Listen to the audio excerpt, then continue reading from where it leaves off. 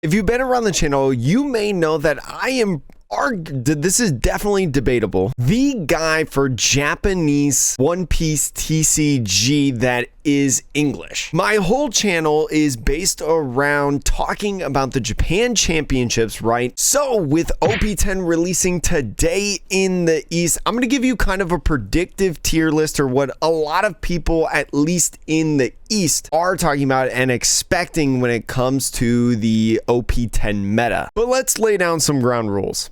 First off, I've saved you a lot of time and put a lot of the leaders in the YouTube bait section, right? These are YouTube videos that get you to click on it where it says, oh God, Hannibal beats the meta in all capital letters. And it's a picture of Hannibal and two different cards that you maybe saw once in the game. And it's a wombo combo that they took 4 hours to record for one match because that's what they got. But it's a good YouTube video, and that's just what deck profiling videos are.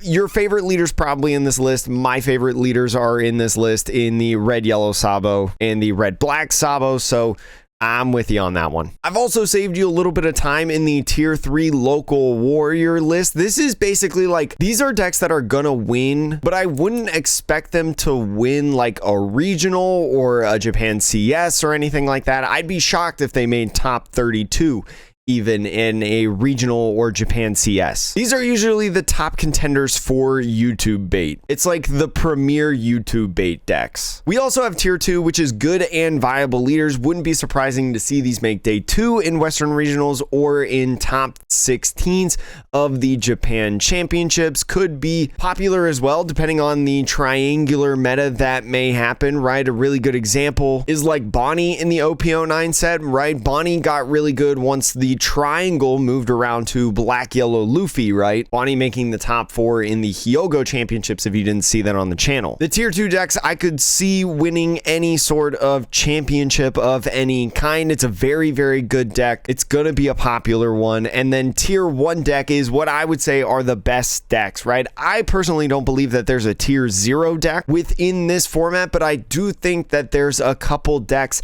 that the meta revolves around, right? That a lot of other decks are built because of these couple decks, right? Like if you can't compete against 2 of these 3 decks, you're in the YouTube bait category. So let's go off and let's talk about them. I'm going to talk about the old leaders first, and I'm going to talk about the OP10 leaders last in this one. The first one that I'm going to start off with Doflamingo. Oops, that's Kinemon. Kinemon's been getting a lot of hype and winning a lot of tournaments in Japan, so that's why I've got him in tier 3 local warrior. But tier 1, I think, is Doflamingo. I don't think this is a surprise to anybody, which is why I want to do him first. I still think Doflamingo is really good. I still think Doflamingo is going to be a popular deck, and I think it's going to keep on excelling, right? Until they do something to hinder it, right? Which they kind of did, but they haven't done enough. I'm talking like nerfing one of the cards, for example, or printing like a Sakazuki or Red Purple Law-esque type leader. This deck's going to be cracked. Foxy. So Foxy made some noise in the recent Japan Championships, right? Making that appearance and I believe top 8 if you didn't see that video. And Foxy can actually do some damage depending on where the meta actually is. It's not like a horrible deck at all. Definitely with the resurgence in OP09, right? Getting a couple 09 cards like the Sanji, it could do some good damage, has some potential options, but I do think the deck is in the tier 3 local warrior tier. I think it's just a smidge off from what it could be in being with the good and viable decks. It's just missing like one key piece to really accelerate it in a sense. And I think a lot of that has to do with a lot of your bodies that are very important are just super small. Nami, I'm going to put in the tier 2 good and viable deck. I'm not going to call it tier 1, but I do think that even though that Nami doesn't gain anything in the meta, I still think it's a good deck. It's a skill check deck, especially with the addition in the OP09 Nami, that little 1-drop that has that when attacking search function. You're still good to play it, and I wouldn't be surprised, especially in the West, to see it top a regional or Adam Cisneros, like to absolutely dominate some like event and get, you know, the champion. It's just really good. Robin, unfortunately, I think is going to be in the local warrior deck. It is cheeky and it is really good, and I really wanted to be meta because I love Robin, but I just think there's a couple key pieces missing with Robin, even if it does get access and a slight boost potentially with some of the yellow characters, similar to like yellow purple croc, right? I think yellow purple croc with the combination of Oh Come My Way with not only Kikunojo but maybe also the Basil Hawkins, right? There might be something there and somebody is going to cook, right? Especially at locals, but I don't really see it doing exceptional when it comes to the top levels of the region. Lucci, I think, is still a tier 2 deck, right? A lot of people have said lately that Lucci has fallen off in the meta, which I don't think is entirely true, at least at the tail end of OP10. I think just how the meta has revolved around, Lucci is just still really good and really consistent. It definitely has matchups that it struggles with overall, but I think the ability, especially with that leader effect, to get that extra -1 is just that good alongside the leader. So I still think it's good and viable. I can't see it going to like back to the top where it used to be with Red Purple Law, especially without Ennis Lobby and the acceleration of something like Blackbeard, but especially with what I would consider to be a wide open meta, I do think that something's there with Lucci still, especially if you dodge certain matchups. Buggy, I think, is a local warrior type deck. Unfortunately, I love the Buggy leader. If you saw the videos that I posted with Buggy in those Japan championships, was so cool and so good in those situations, especially against Doflamingo. But I feel like in that game especially got pretty lucky, and I think Doflamingos are going to start running more things like Red Rock, right, to be able to get rid of key components like that 7-drop Buggy on the field. So especially if you can get rid of that guy and be able to swing into attacks again with your characters, it's gonna bode well for you. Even if it's only one turn that you get to do it, right, because they can play another one down. I really like Buggy as a deck. I would play him in OP09 if we knew where that 7-drop was coming in promos. I have a bad feeling it's going to be like a regional pack promo, unfortunately. No confirmation on that. That's just my guess. Black Yellow Luffy, I feel like, is a top deck, as it has always really been, especially since its release, especially now that Luffy's are moving in through Raigo, right, as a potential option in certain matchups like Blackbeard. I think it's just a really good deck overall, and it's just ultra consistent, right? Like, the deck is not getting any new cards. Like, nothing in this set is really going to benefit. I don't even think any of the Supernova stuff works, because, like, why would you break the Three Brothers Bond package? But like, it has some good matchups with a lot of different decks, and in the right spot, right, especially what we just saw in the Hyogo championships, it can come around and really dominate when it gets that opportunity. But I think a lot of decks kind of think around in this. So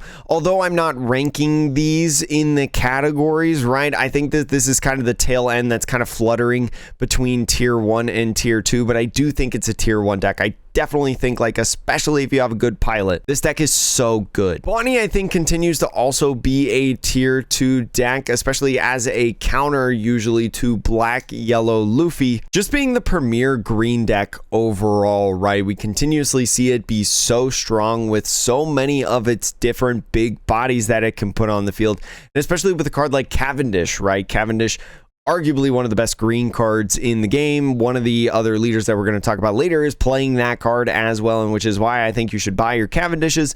Leaks on the Market Watch video. But with the leader effect that can rest anything, and so many potential options of like freezing or KOing rested characters regardless of any other condition, is just so good. And it has access to Hody Jones, broken card. I truly think Bello Betty is also a tier 3. I think it's very similar to Buggy, right? Bello Betty, an extremely cheap deck, really had a resurgence in the last couple weeks in the championships, and even had its first appearance in the top 16 of the championships. But I I don't see it being, I mean, it's truly the glass cannon deck, right? It's the most aggressive deck in format, but it's also the most frail deck in format, right? Even if you don't have on play effects against something like Blackbeard, you still have plenty of great options in terms of effects that you can use, right, in these activate mains and things like that, that keep it a good deck in general. I would love to be wrong about Bello Betty. I know so many people that love Bello Betty, including myself, but it's more of like an every once in the while top 32, like day 2 top cut type of deck. I would still put Purple Luffy in the tier 1 category. I think Purple Luffy just continues to be a great deck with its swarm effects, right?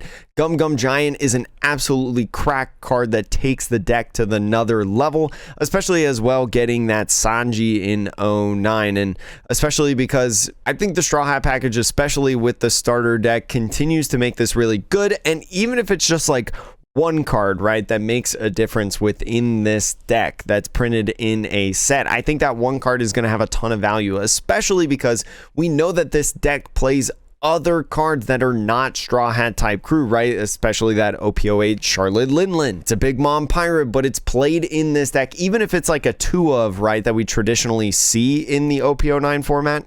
Still a great card, and so all it takes is a different great card to continue it up in that space. Speaking on a Purple Luffy, but adding the red to it, I really struggle between tier 2 and tier 3 of this deck. It almost makes me, especially with these 3 right here, it almost makes me want to make like a tier 2.5 like category of the sorts, but I don't necessarily think I see it in the tier 2. Got a lot of hype at the beginning of OP09, right? Got access to stuff like Goldie Roger, a secret rare 9-cost Luffy, and even did well in the beginning of the OP09 format, but I think it's really started to fall off and peter off, and especially being a 3-life leader, right? You look at like a lot of these top decks right now, 5-life leader, 5-life leader, 5-life leader, 5-life leader, 5-life leader. I think just being a 5-life leader right now in the format is very good. I mean, there are exceptions like Black Hill Luffy being a 4-life leader, but yeah, I think monocolor type of leaders are definitely the way to go. I'm gonna put Smoker also in this like upper echelon of tier 3 local warrior type decks.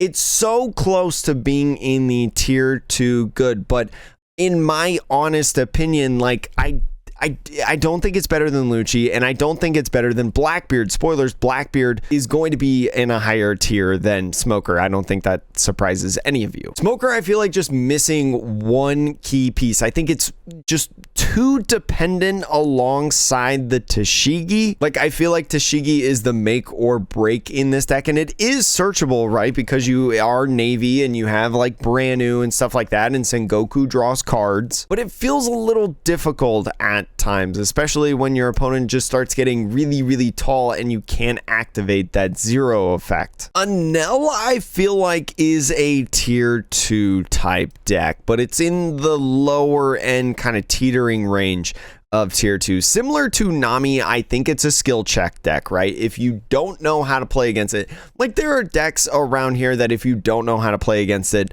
you can still potentially win the match. But I think against like decks like Anel and Nami, you're absolutely screwed if you don't know what you're doing. And we've seen Anel throughout time play not the Sky Island package, right, as time has gone on. Is there a possibility that Anel plays some of the new Supernova stuff, right? Especially some of the bigger bodies within that list. It's really hard to tell at this point, but I think because of the survivability with the deck and some of its decent matchups, I think it's just a little bit higher than Local Warrior at this point. Purple Black Luffy, I still at this point, I've thought about it and thought about it and thought about it, and I don't know whether it's tier 2 or tier 3 in the deck, especially because I've got these jokers in here like Buggy, Red Purple Luffy, and Smoker. You know what? Let me add a list. There, I've got a tier 2.5 now, which is I hate tier lists because I always feel like something is missing or left out. So I'm going to put it in here. This is the middle ground between tier 2, good and viable, and tier 3. I think that this is honestly the the epitome of excels in triangular metas, right? Any of these decks are good decks in their own right, but especially when the meta is revolved around and cornered into one focus for a time and for a specific event,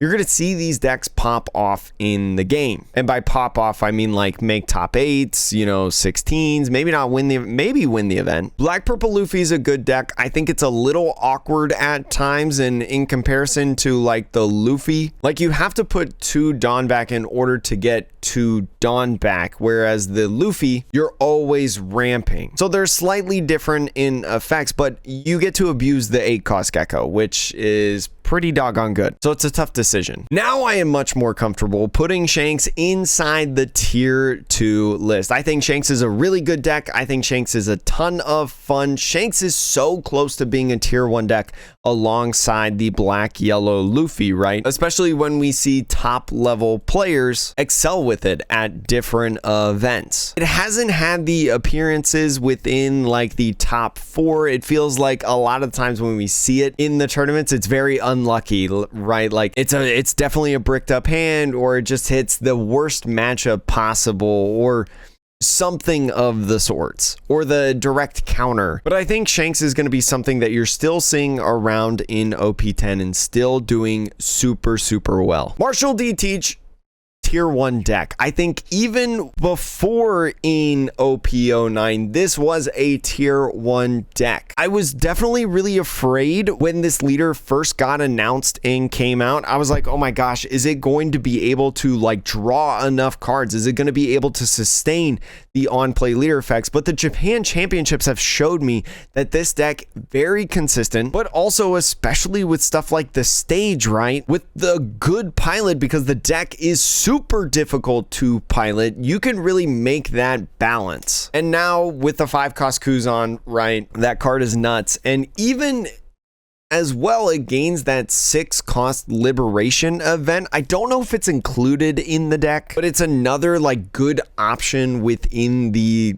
different cards that it can play. And we've seen the deck morph a little bit with different techs, right? We've seen it in phases with Jack, Manchury, that Vivi blocker. Marshall D. Teach is not going anywhere anytime soon, and you better be ready to know how to play against it for the long run. Now, I purposely left these 2 leaders out because I think these 2 leaders are some of the 2 leaders that benefit the most in the meta from OP10's release. The first one is Green Purple Doflamingo. We get a ton of purple Doflamingo type stuff to include inside this deck, and I truly think that this deck goes away from the YouTube bait, right? We haven't seen this card be played really in this deck really accelerate since something like OP4, right? Or maybe even the beginning of OP5. But I genuinely think it becomes like a Bello Betty-esque type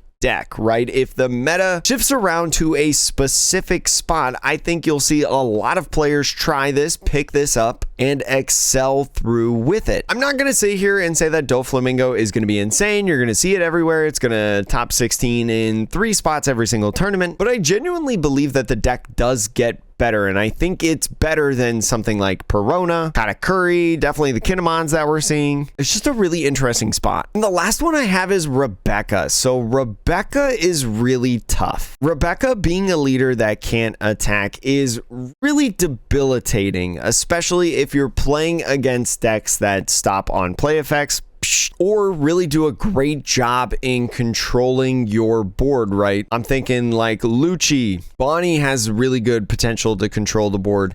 Shanks even does. Doflamingo potentially. So I almost also want to put this in the same category as 2.5. I think being a 5 life leader is very good, as I mentioned earlier, but trading it off with your attack, you do get a lot of Dressrosa cards. So I think especially when Cross AI plays Rebecca again, it's not going to be as much of a meme, right? As a lot of people. I mean, I love Rebecca. It was one of the first decks that I picked up in OP04. But I just have some doubts, especially because you can't really utilize the 7 cost Rebecca that well or efficiently. It's a great transition to go into Usopp, Usopp, right? I think personally Usopp can utilize that 7 cost better, right? You can play it on curve and it'll automatically be an 8 cost once it hits the board using that effect.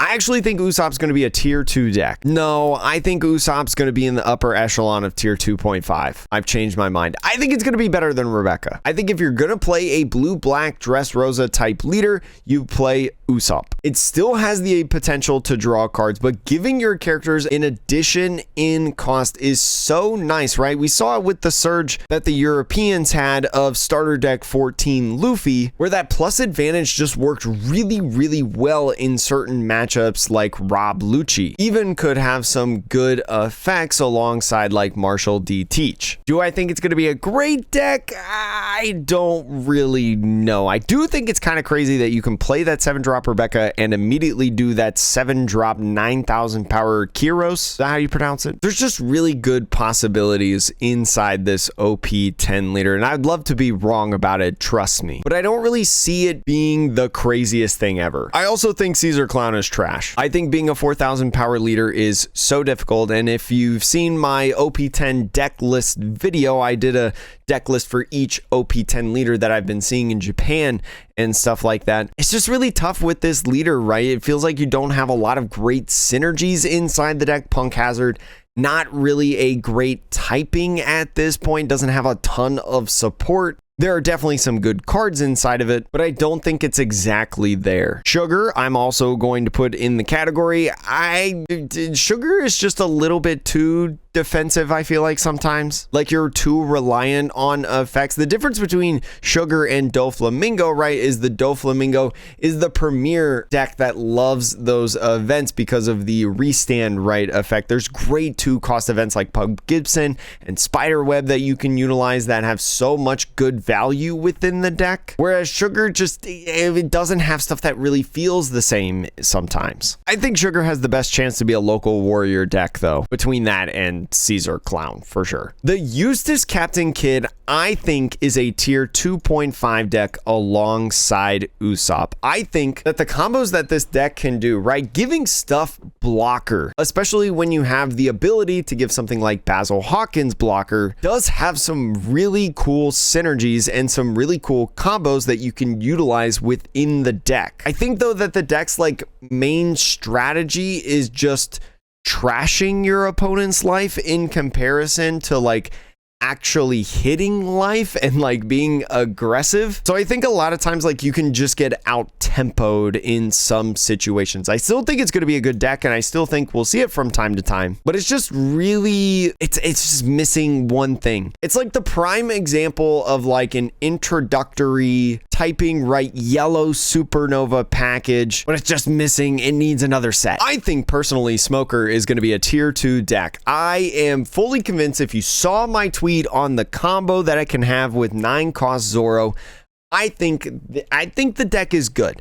I think probably the Straw Hat package, and in my opinion at this point, Straw Hat Navy type package is probably one of the better versions, right? We've seen the Straw Hat version excel over time in something like Zoro, Trafalgar Law, Red Purple Luffy even. And so I think it's sitting in a similar position. Also has access to that 7-drop film Luffy blocker that's played in Uta. That's pretty cool. I just really believe in this deck. It might be cope, and I'm willing to admit it's cope if it is, but I think being able to get extra done like that in a turn, especially with that 5-drop Tashiki, that's actually crazy. Like you're built in EB01 Cavendish, right? And Cavendish is one of the main reasons that Bonnie is such a good deck, because you get extra Dawn to work with. So I see it, man. 13 Dawn turns, like I think that's no joke with this deck. Sure, the 9-cost Zoro, the play that I mentioned earlier, all you got to do is play a Raigo, or you got to play a Marshall D. Teach 10-drop, right? And you kind of counter this guy. A Red Rock. But like you also have access to Diable Jambe, broken card. The last one that I'm going to talk about is Law, and I think Law is also in the tier 2 category. I think this Law is debatably the best leader to come out of OP10 into the meta. I think it's got a really cool leader effect and a great mix of some of the old stuff that Trafalgar Law has, along with some of the other supernova stuff that can be used in Bonnie, and then mixing it with some of the new things that's in yellow, right along with some of the older things. I think kind of puts it into this interesting like new space of the game meta. I have like a really good feeling that the first OP10 championships we're gonna see Law make top 16, and everybody's gonna freak out about it, myself included. You're a 4-life leader though, which I think is the biggest hindrance to the deck alongside the smoker, and so again, it wouldn't surprise me if both of these two leaders made it into this like tier 2.5. I think there's a lot of really cool leaders in this set in comparison to a lot of other sets. I feel like a lot of other sets have like one really good leader and then a bunch of not so great leaders. But I think OP10 is like a lot of cool competitive leaders that may not top the charts, but are still good decks within their own right. Feel free to screenshot this, feel free to call me out and tell me that I'm wrong. I'm always up for conversations because again, this is a predictive tier list in all else. Thank you so much for watching. Don't be too mean in the comments. Hope you have a great rest of the day. And we're so close to 10,000 subscribers. If you want to go ahead and subscribe to the content to help us get to 10,000, we're at like 250 left, which is so close. I can taste it. It would go a long way in helping support the dream. So thank you again so much for watching. Hope you enjoyed this video, and I'll see you later.